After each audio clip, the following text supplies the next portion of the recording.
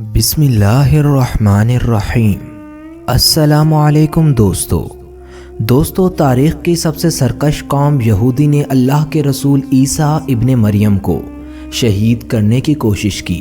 جس رات عیسیٰ کے قتل کا منصوبہ بنایا گیا، اس رات ایسا کون سا معجزہ ہوا جس نے یہودیوں اور عیسائیوں کو قیامت تک شک و شبے میں مبتلا کر دیا؟ ان کا یہ شک کفر میں کیسے بدل گیا؟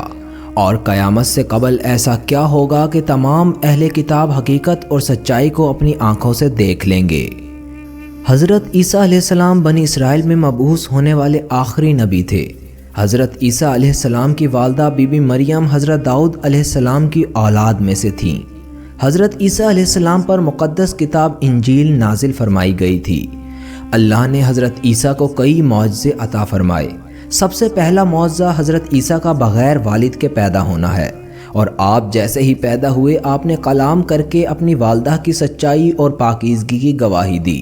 حضرت عیسیٰ علیہ السلام مٹی کا پرندہ بناتے اور اللہ کے حکم سے اس میں پھونک مارتے تو وہ جاندار پرندہ بن جاتا۔ پیدائشی نابینا شخص کی آنکھوں پر ہاتھ رکھتے تو اس کی بینائی واپس آ جاتی۔ مرض جذام اور کوڑ کے مریضوں کو اللہ کے حکم سے صحت یاب کر دیتے۔ پانی پر چلنا اور بہت سارے معجزات آپ کے ہاتھوں سے ہوئے تھے۔ ان تمام معجزات کو اپنی آنکھوں سے دیکھنے کے باوجود بھی یہودیوں کی اکثریت نے آپ کا انکار کیا اور آپ کو طرح طرح کی اذیتیں دینا شروع کر دیں۔ آپ نے اپنی قوم کے سخت اور مخالف رویوں کے باوجود بھی ہار نہیں مانی اور دعوت و تبلیغ کے کام میں ڈٹے رہے۔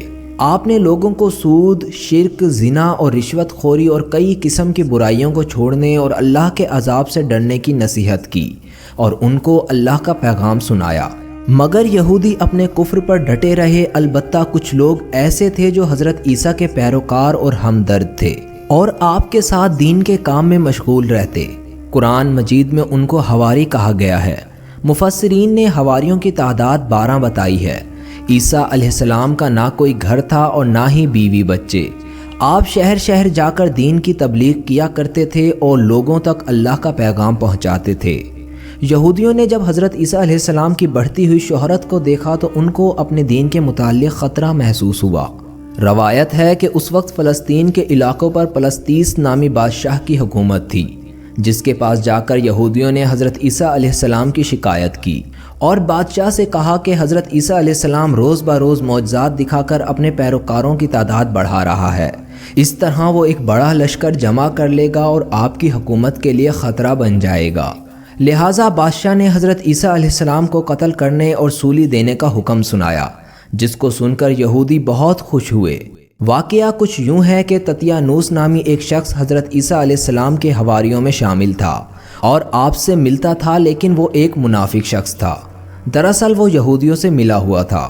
حضرت عیسیٰ کو بھی معلوم تھا کہ تتیانوس ہی منافق ہے، لیکن آپ اللہ کی معیشت پر شاکر تھے۔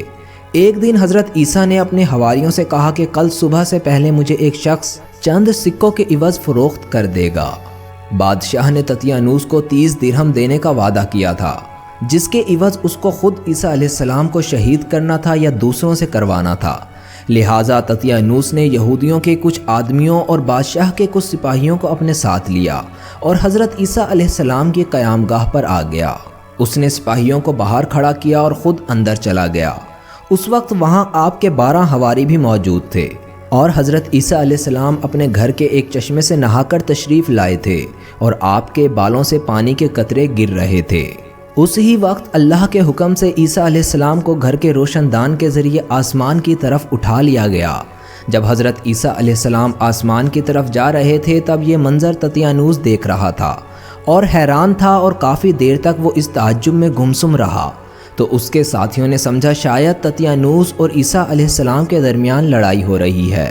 اللہ نے تتیانوس کو عیسیٰ علیہ السلام کا ہم شکل بنا دیا۔ جب وہ باہر آیا تو اس کے ساتھیوں نے یہی سمجھا کہ یہ عیسیٰ ہیں، لہٰذا انہوں نے اس کو پکڑ لیا۔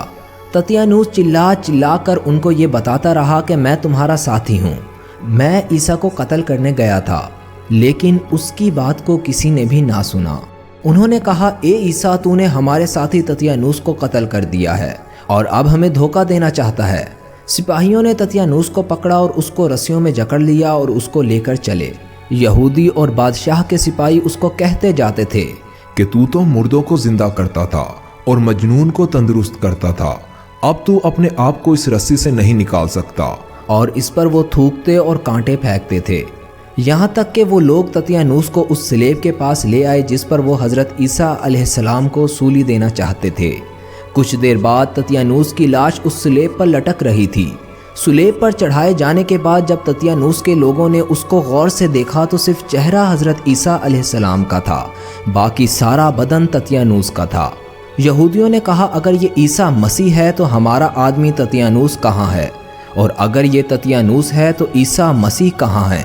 لہٰذا یہودیوں کے درمیان ہی اختلاف پیدا ہو گیا اور وہ آپس میں ہی لڑ پڑے۔ حضرت عیسیٰ علیہ السلام کے متعلق لوگ 3 گروہ میں تقسیم ہو گئے۔ پہلے گروہ کو یعقوبیہ کہتے ہیں، جن کا عقیدہ یہ ہے کہ اللہ نے عیسیٰ علیہ السلام کو صلیب پر چڑھائے جانے کے بعد دوبارہ زندہ کیا اور اپنی طرف اٹھا لیا۔ دوسرا گروہ نستوریہ کہلاتا ہے، جن کا کہنا یہ ہے کہ نعوذ باللہ عیسیٰ علیہ السلام اللہ کے بیٹے ہیں اور ان کو اللہ نے اپنی طرف اٹھا لیا ہے۔ اور تیسرا گروہ مسلمانوں کا ہے جنہوں نے صحیح راہ اختیار کی کہ وہ اللہ کے بندے اور رسول ہیں، جب تک اللہ نے چاہا وہ دنیا میں رہے اور پھر اللہ نے ان کو آسمان پر اٹھا لیا اور قیامت سے قبل دوبارہ وہ اس دنیا میں بھیجے جائیں گے۔ عیسائی آج تک اس وہم میں مبتلا ہیں کہ عیسیٰ علیہ السلام کو سولی پر چڑھا دیا گیا تھا، جبکہ حقیقت میں ان کو زندہ آسمانوں پر اٹھا لیا گیا تھا۔ لہٰذا آج سارے عیسائی صلیب کو پوجتے ہیں اور اس سولی کو اپنے گناہوں کا کفارہ سمجھتے ہیں۔ حدیث کے مطابق عیسیٰ علیہ السلام کو آسمان پر نہ صرف زندہ اٹھایا گیا بلکہ ابھی بھی ان کی ایک لمبی عمر باقی ہے، جس عمر کو وہ اس دنیا میں آ کر پورا کریں گے، اور وہ وقت قیامت کے قریب کا ہوگا۔ جیسا کہ حضرت ابو ہریرہ رضی اللہ تعالی عنہ سے روایت ہے کہ حضرت محمد صلی اللہ علیہ وسلم نے فرمایا کہ اس ذات کی قسم جس کے قبضے میں میری جان ہے، وہ دن ضرور آنے والا ہے جب عیسیٰ ابن مریم حاکم اور عادل بن کر تمہارے درمیان نازل ہوں گے۔ وہ صلیب کو توڑ دیں گے، خنزیر کو ختم کر دیں گے اور جزیہ اٹھا لیں گے۔ مال کی کثرت اتنی زیادہ بڑھ جائے گی کہ اس کو لینے والا کوئی نہیں ہوگا۔ روایتوں سے پتہ چلتا ہے کہ حضرت عیسیٰ علیہ السلام دنیا میں اس وقت اتارے جائیں گے جب امام مہدی نماز کی امامت کرنے کے لیے تیار کھڑے ہوں گے۔